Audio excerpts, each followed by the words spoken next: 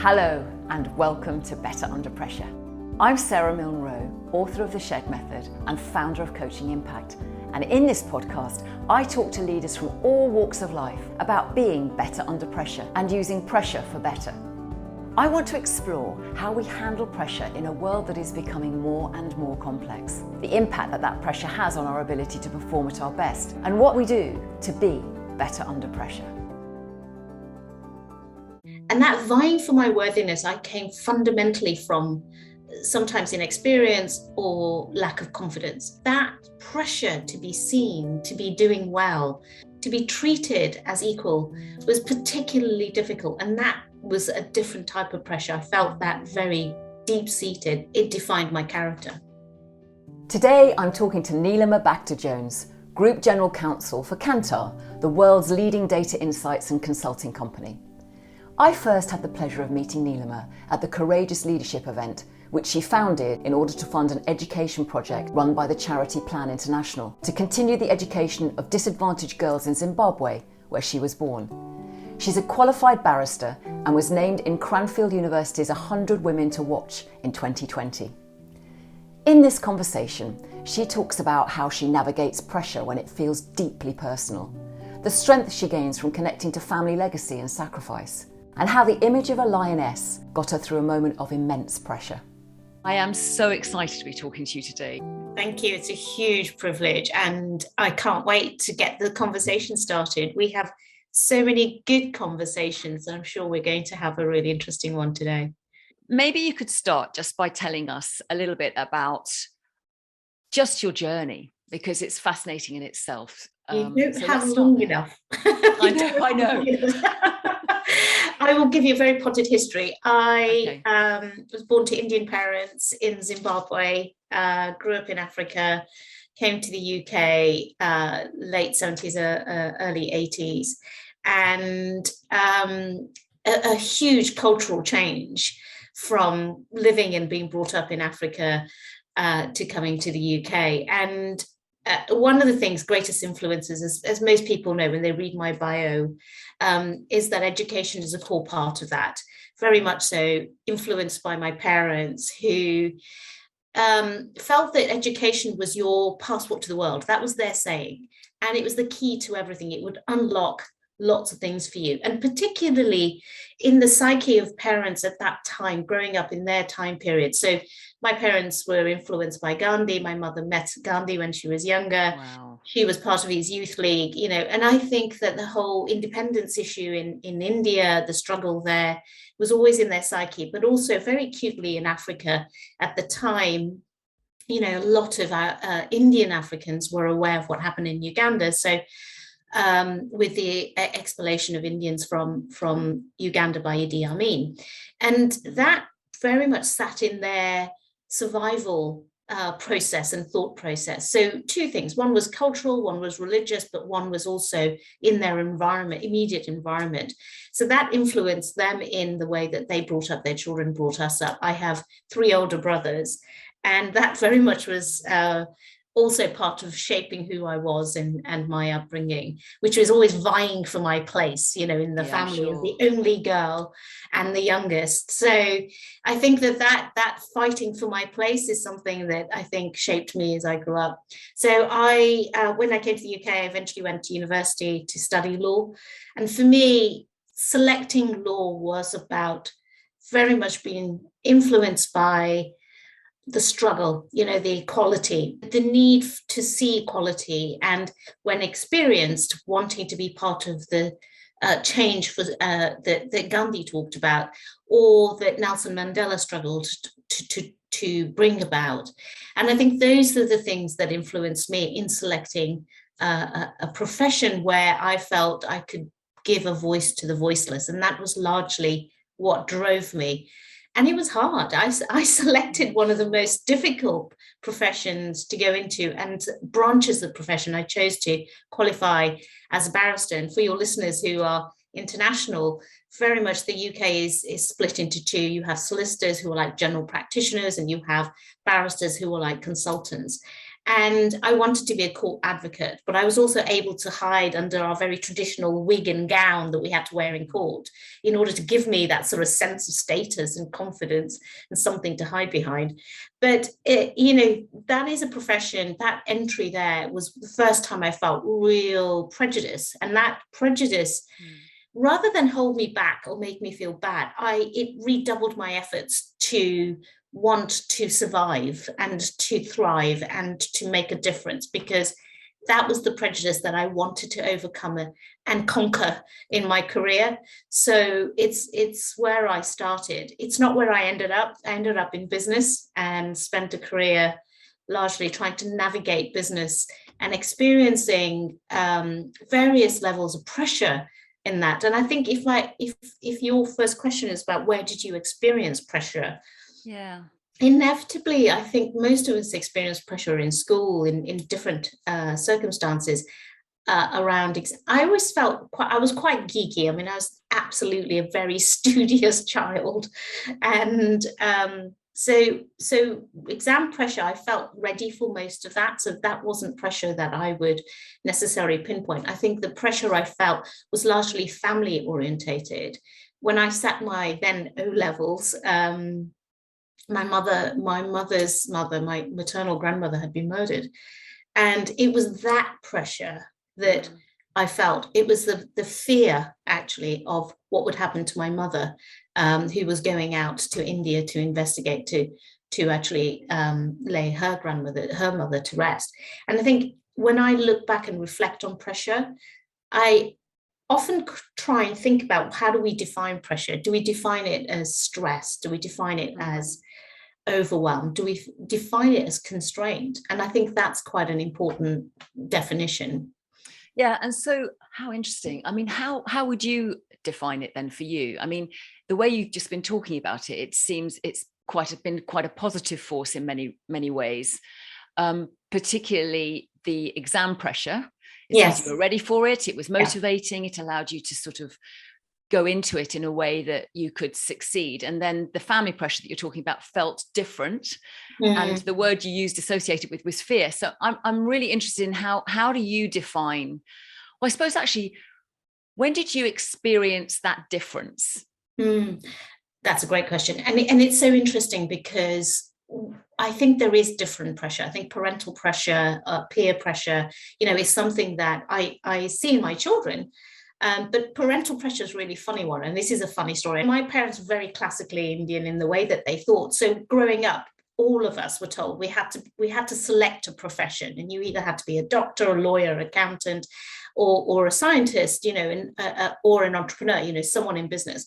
So that was very much these personas that they drove us towards. And that was pressure. And at the time of the Civil War in what was then Rhodesia, then became Zimbabwe, my parents made a decision to come to the UK, but eventually my father went back to Zimbabwe, and my parents lived apart for 12 years.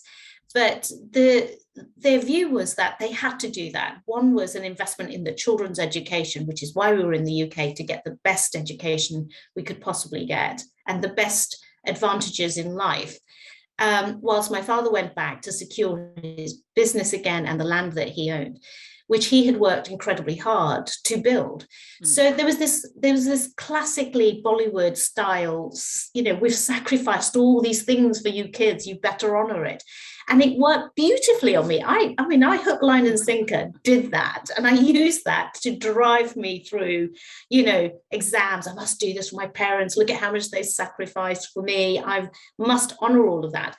And in the end, that is pressure that got me through it. Sort of, it was pressure, and it was emotional blackmail. We do all this for you kids. And it's such an interesting aspect, because Dr. Shefali, this amazing woman, talks about parenting and how parents live through their children. So hence the pressure comes on their children to succeed, and their parents gain, glory from it, or they gain emotional satisfaction and happiness that their children are doing well. And there's a fine balance. And I had to catch myself in doing that for my children, repeating the same mistake and saying they didn't make these choices, we made them for these children. So I experienced that kind of pressure that drove me through. And I think the difference that I found in the work pressure was in the context of wanting to achieve, wanting to be seen. And I describe it as kind of vying for my worthiness. And that vying for my worthiness, I came fundamentally from sometimes inexperience or lack of confidence. That pressure to be seen, to be doing well, to be treated as equal was particularly difficult. And that was a different type of pressure. I felt that very deep-seated. It defined my character. Wow, so much in there. I mean, what really fascinates me is how very many different people manage that sense of pressure. How they define it, how they, when does the pressure tip into unhelpful pressure or positive pressure? And what you're describing there, for me, actually, what I'm hearing is that real sense of, well, two things really. One, purpose for a broader cause of actually, I want to be seen, not just for me, but for others, particularly when it comes to prejudice. And what I'd love to know is, how did you learn what to do with that?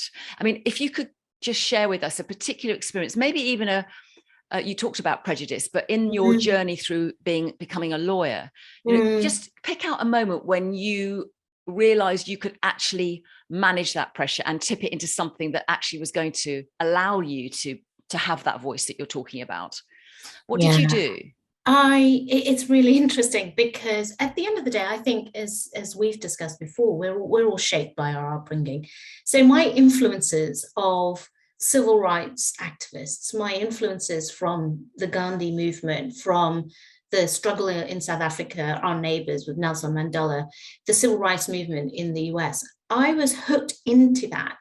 And that struggle, but those inspiring leaders, what they achieved against all odds, was just inspiring to me. And that, I kept that in my psyche. It was in my upbringing, but it was in my psyche. But my own parents struggle. They, in their own ways, were pioneers. And I think that was that immediacy of struggle and overcoming it was shaped and in my DNA. So I think that I never realized there was an alternative to hard work, to struggle, to survival, to getting over it. And I think in the end, that singular purpose is what drove me through it. But at all times, I thought, good, bad, and ugly, these were lessons that I needed to learn in life. And in the workplace, when I recall distinctly having a situation where I was addicted to work, 100% working all the time, and sometimes to the detriment of my children, not spending time with my children. But still wanting that place. And I think that struggle was a struggle about identity and what I wanted to be and what I wanted to be known for, and understanding that I was putting all of this to good use. So I had to, I think the biggest lesson that I had was this lesson from the universe, which was that my parents died within 3 months of each other, and the loss of my mother was a big emotional, powerful blow to me. And I think it took that to smack me out of this addiction to work, just to give me another perspective. And at the time, I was being coached by this fantastic lady called Tess Cope, who also gave me some work that she does beautifully with her horses, and it's equine therapy. And we were constellating, we were working out what my purpose was. And she said to me, what message are you receiving from this constellation? And I said to her, I think that the horse is struggling to get out of the constellation that I put in. And she said, well, don't you think you've confined yourself too small? Your purpose is greater than the one that you've built. And that opened my eyes up to the fact that I was playing small, and I was not serving the world or myself by playing small. And I think in reality, understanding pressure is also conversely understanding joy and understanding place and identity. And I think that striving for that joy is the way to counter the pressure, and utilizing the pressure to focus on the things that bring you joy, but the things that make a difference to yourself and those you love and to the planet. Yeah, and you see, that's That's so hard, isn't it, to understand how to tap into that. So, I hear a lot, and I ask myself, that whole evolving purpose and, the power of purpose and why we're here. And, there seem to be many different ways people tap into that. And it felt like you had tapped up into it up to a certain point. And then this example you're sharing, suddenly it can be bigger than that or wider than that.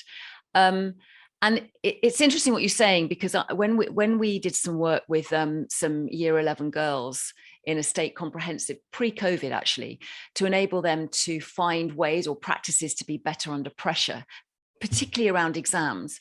And there was a huge percentage of different nationalities within the school and different attitudes to exams and the usefulness of exams, etc. But one of the key motivators for those girls, it was a girls' school, was I'm doing this for my mother, or I'm doing this for my grandmother, or I'm doing this for my great-grandmother who is still over in another country.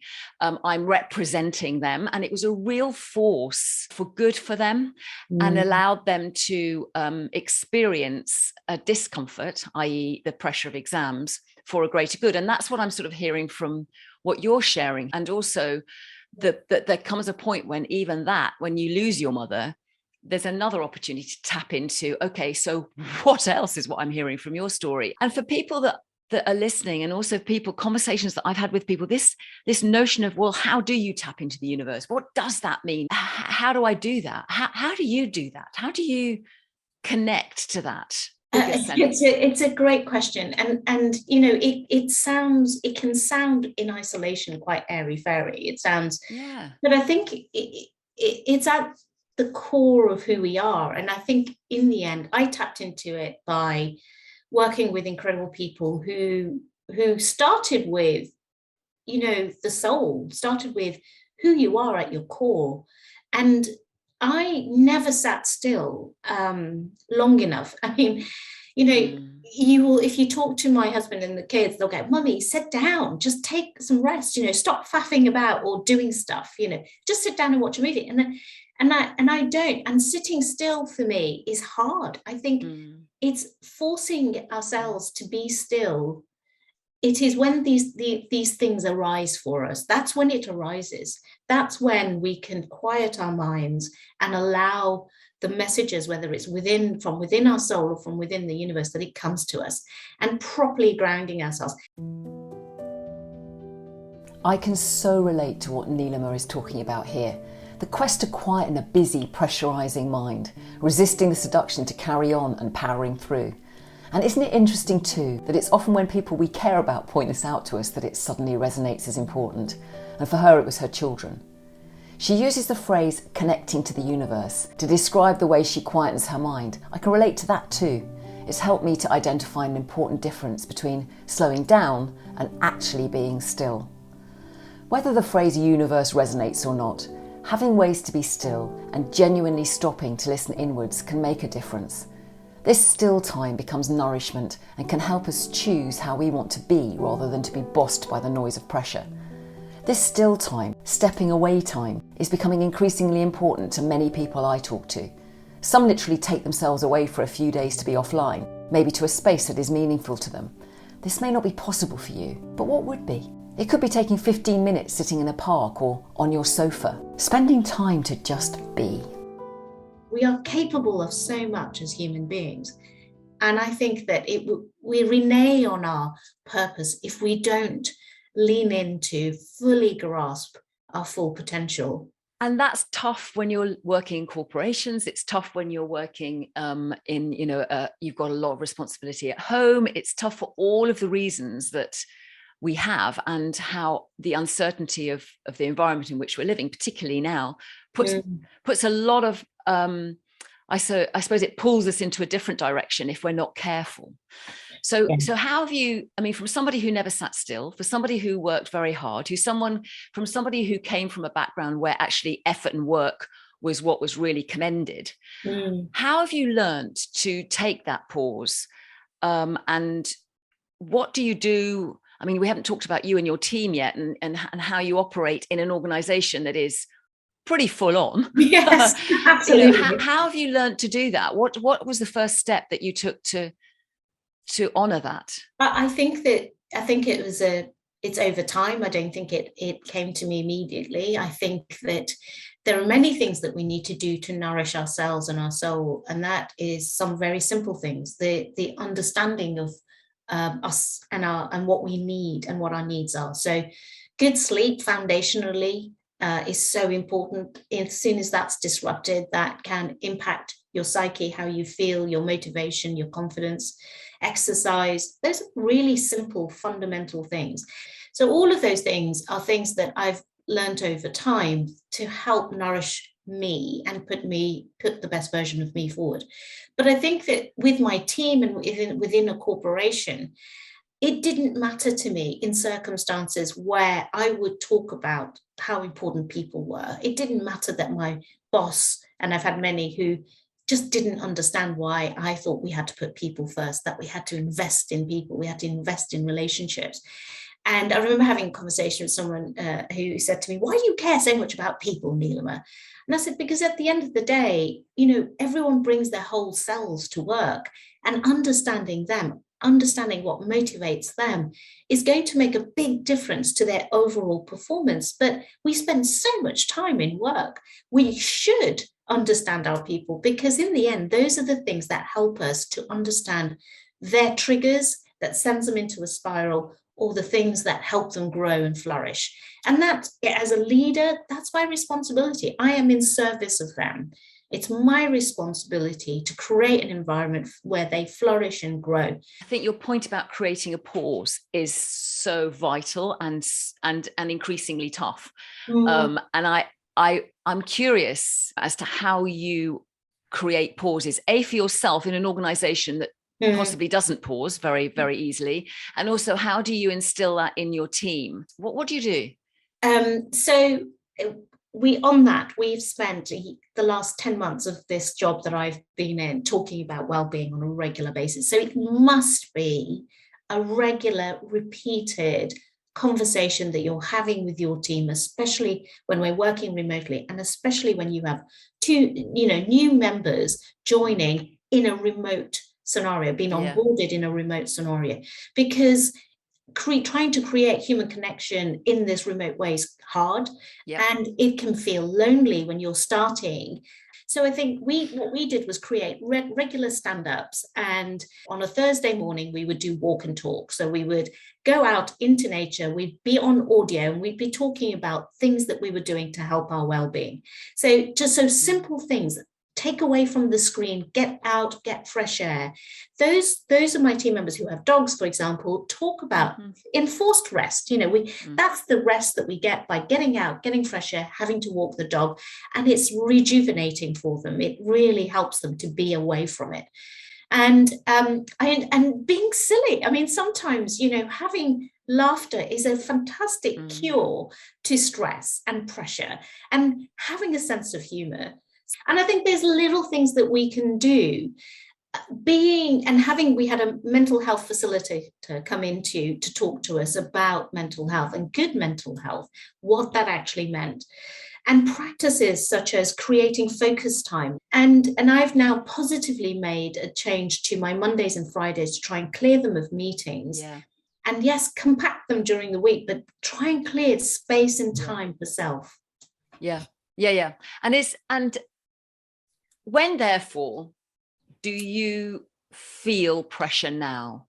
When do you recognize that feeling of pressure tipping into something that is not useful for you as opposed to useful? So I think I think the pattern in my life is that it's largely personal and largely family related, right, or associated with my well-being. So I injured my shoulder. So I replaced in the pandemic the commute time by doing some exercises on Peloton. So I do 20 minutes yoga and 20 minutes HIIT class. So injury has meant that I can't do that. Yeah. And I allowed myself to fall into a pattern of not doing it and suddenly not feeling the best version of myself. And And it can be something as simple as that sends me off into feeling pressure. Yes. And pressure of not doing enough, not conquering the things. And I think that pressure is, suddenly I lose control of my diary, I lose control of my priorities, I'm not thinking straight, I'm not doing what I should do. And actually, it goes directly to the way in which you ask that question: what do you do for yourself? And it is not selfish to do. No, Take time absolutely out, not. and No. people just don't think that way. Yeah. So you've been really deliberate about that in terms of managing your own pressure. You just described what happens when you don't. The spiral is incredibly fast. Yeah. And it's that overwhelm. The minute you feel overwhelmed, you become emotional and you lose control. And it's that loss of control that sends that spiral and increases the pressure.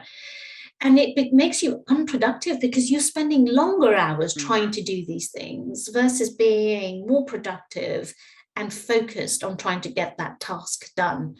And the hours get later and it spirals out of control. It disrupts your pattern, disrupts your sleep. You eat late, you don't see the kids, you don't get the warmth of your family feeling.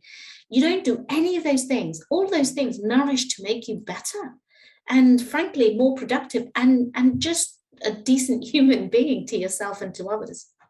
And would you say that the people that you're working around, not your team, but the people, well, yes, because you've got many teams, haven't you, in where you work, but when you find yourself around people who are responding to pressure differently, yeah, what do you do in that circumstance, in that environment? I try and find out what the driver is. And it's really interesting because sometimes the driver is something you wouldn't expect. More recently, what I've noticed is that the driver is fear, fundamentally fear.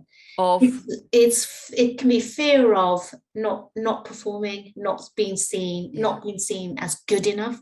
That whole issue around I'm not good enough, so I'm just going to work in this way, and it turns out to be unproductive, or it manifests in behavior, certain type of behavior that's negative. And it's driven by fear. It's driven by lack of confidence.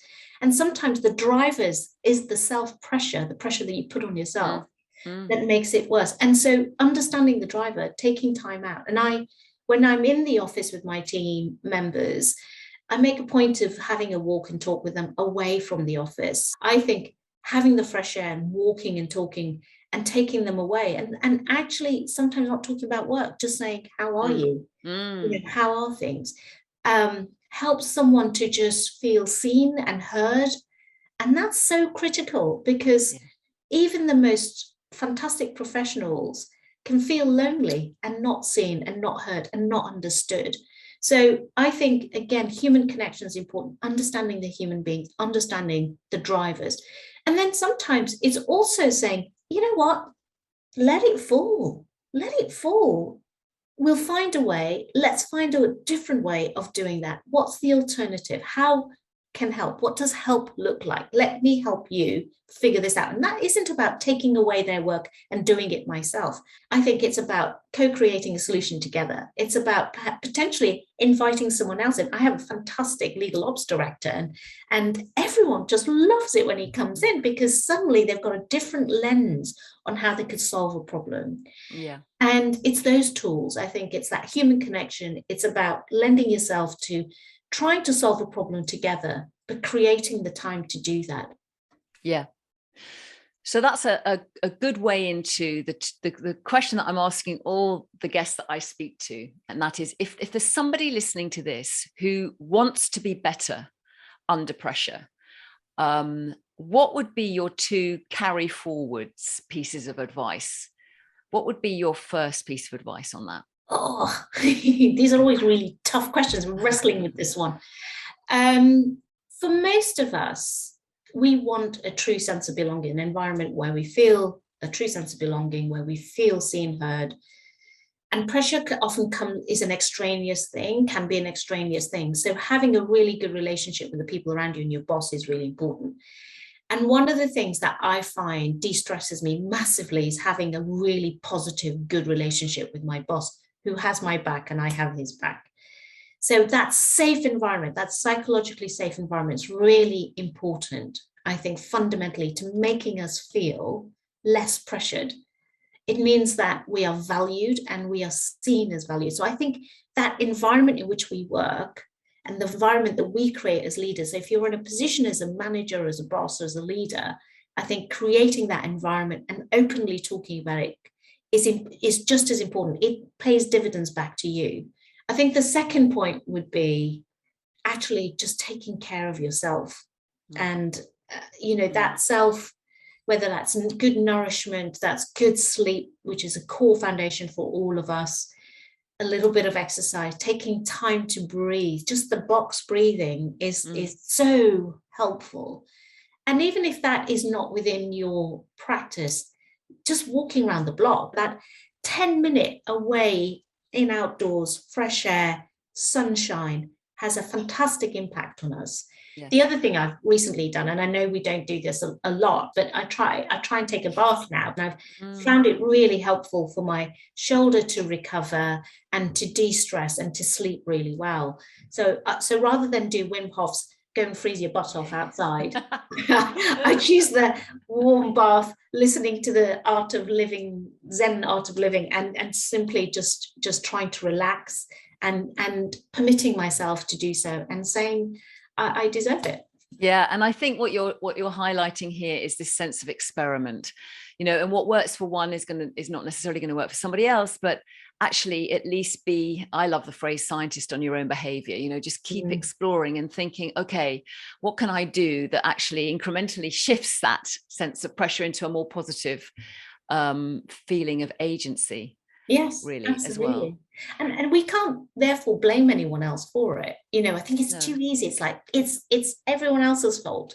But actually owning our own well-being and nourishment and exercise in the end will pay benefits to everyone around us. We're less grumpy as a result. And I think also you're talking about, it's not necessarily reducing the pressure, it's responding to the pressure differently, which I think is helpful about this whole experiment, putting yourself right at the heart of it. What is the worst moment of pressure you've ever been under? I would say coming out of my first startup was probably the worst, and worst because I was very emotional about it. I put too much into it, too much emotional angst into it, too much had been sacrificed to go into it, to do it. And even though I was immensely proud of what we achieved and what I did and my role in it, coming out of it felt deeply personal. And in the end, that was the problem. I had connected a very personal self-esteem viewpoint, and everything I'd given up to go into it was all bound up in there. And I lost my perspective. But the choice that I made of coming out of it was to really stand and in my core values, and that helped me to navigate through it. So again, I think quite often my worst experiences of pressure are often emotive, deeply personal, and relate very much deeply to protecting family, protecting those around me. And I had interpreted quite a lot of what happened as an attack on that. And I think instinctively as parents, instinctively as individuals, the one thing that we will always rise up to do is to protect our families, to protect our young ones. And I had a very interesting experience at the time, and it's to visualize a lioness and to be brave, to be courageous, but also to project at the time kindness and compassion. So there's a real balance in how to navigate pressure that feels deeply personal. And I balance that out with courage and kindness and compassion. So they're the two things that was a mantra for me navigating through that time. What was the actual, I'm interested in this, what was the actual mantra that you used there? So there were two things. I felt like I was under attack, and therefore I had to visualize courage Okay. And the visual image that came to me was a lioness. Okay. And there were nudges of this in the universe. Interesting nudge. It sounds wacky, I know, but there were things that had arisen. Someone had taken a photograph of my daughter and I in front of a fire, and behind it was a shadow that looked just like a lioness. And those around me had said, that's coming from something deep in your background, in either your religion. So there are goddesses in the Hindu religion that ride on tigers and lionesses, or this is your mother sending a signal to be brave. And so, you know, whatever you need to take to find courage, you have to find courage. So I looked for courage, and then in the end also I looked for kindness and compassion. So I sat on the farm of some very close friends, again, where I was close to nature, and I sat close to the horses, and I sat and I put out kindness and compassion, because however the scenario was arising, whatever was happening, I still wished for kindness and compassion. And that was the mantra I told myself, you know, to put out into the universe. If I can put out into the universe kindness and compassion, that will only come back in some form or another. And I do believe what you put out in the universe will come back to you. So yeah, what goes around comes around. And that's probably the hardest lessons, but it is what I had to do in that moment of greatest pressure. That's so honest. Thank you. I think that's so useful to understand how you move from really hard pressure, but bank what it is that you know. So now you've got this what sounds like a really positive tension for you, which is the sort of riding on the back of a lion or a tiger with compassion and kindness. And what I know of you, that combination is very much alive in how you face anything, actually. I'm intrigued by the practice Nilema is describing here, of turning pressure that she experienced as deeply personal into courage. She found an environment that was nourishing, in this case being outside and close to horses. She drew up a mantra that she could repeat: courage, kindness and compassion. She visualised the courage. For her, this was a lioness. The idea of creating a visual symbol that can support you through the pressure you're under can be very powerful, all the more so because it is so personal. In my view, this practice is just not talked about enough, which is perhaps why Nilema also refers to it as a bit wacky. It reminds me of an inspiring leader I once witnessed, starting an exec meeting during a very challenging time for the business with the statement, "Because we need to hold our nerve right now, let's just share how we all do that." It really shifted the collective conviction. I think it's also been very helpful listening to you in terms of what might have then evolved into Courageous Leaders event. And would you want to just talk about what motivated you to actually produce this movement into the world? Well, Courageous Leaders was very much in honor of my mother and her journey and everything that she had achieved. And she had achieved, my God, quite a lot. And it is in her death that she taught me so much more about courageous leadership, because of the stories that I heard of what she had done. It was quite inspiring, but it just culminated in the, what am I on this planet to do? And the heart of it is that I want leaders to find the courage in themselves to be better leaders, to do good in this world, and to be a force for good, because it can have these amazing impact, network effect, and concentric circles. It can impact people so positively, in the same way that a poor leader can have such a negative impact, not only on their team, but their team's lives and those around them. And so I devised Courageous Leaders to find inspiring leaders, to inspire leaders to find the courage themselves, to be a force for good. And by attending the event, I created this virtuous circle of purpose, so that the leader can feel that their fee, 100% of their fee, goes towards an education project to help disadvantaged girls in Zimbabwe to continue their education. And this is in partnership with Plan International. And what I wanted leaders to feel is that actually, just by turning up, investing in themselves for the day to be inspired, they can also immediately help girls in the future, to be leaders themselves by helping them to complete their education. And so many people came to the event. The profile is in their personal capacity. They didn't come in a corporate capacity. And I think giving up time for yourself to invest in yourself is one of the things that I'm most proud of, that they came because they wanted to come for themselves and to ultimately be these courageous leaders. And I think that's my version of the call to courage, really. Yeah. And it sort of combines the idea of fear into courage, and then pressure is manageable in whatever shape it might arrive.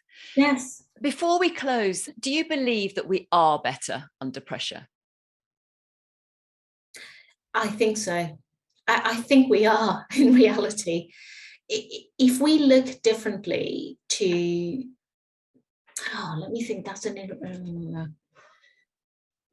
I think it depends on the circumstances. I think we're in the work environment when we need to get something done. It helps focus our brains. I think it goes back to the way you talk about the brain.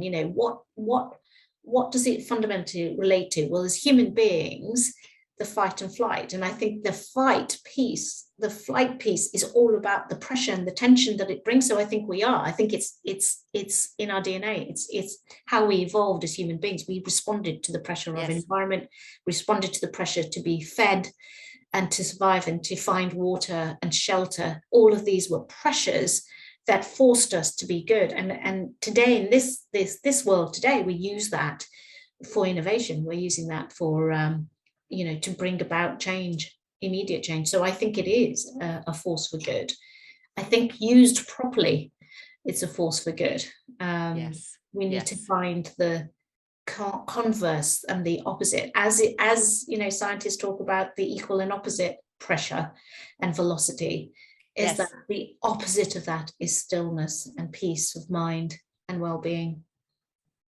Marvelous. Thank you so much. What a great conversation. I had no idea where this conversation was going to go. But that's the joy of these conversations, don't you think? Absolutely. Absolutely. Crikey. Thank you. Okay. Thank you. Thank you so much for your time.